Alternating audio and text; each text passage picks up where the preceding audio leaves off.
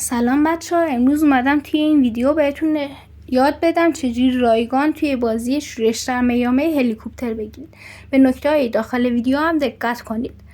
من یه ویدیوی دیگه هم دارم که توش هواپیما رو گرفتم. بچه‌ها اول باید بریم به مکانی که توی نقشه نشون دادم، یعنی اونجا.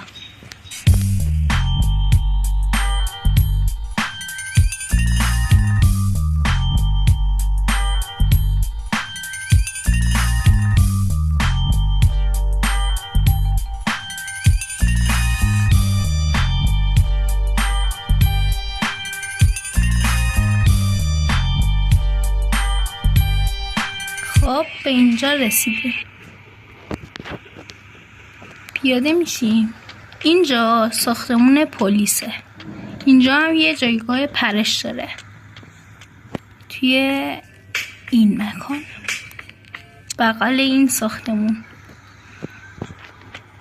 اینجا رو میایم میپریم. اینجا یه جای پرش دیگه هست. اینجا هم دوباره میپریم.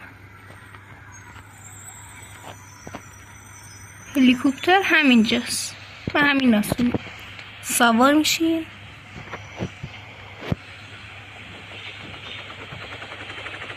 با این دوتا دکمه سمت راست بالا پایین میره هلیکوپتر. با همین دسته کنترلش میکنیم کجا بره. با اون دکمه موشک که زیر نقشه هست 2 موشک پرتاب میکنه که قدرت زیادی داره. با یه موشک میتونه یه ماشین رو بترکونه.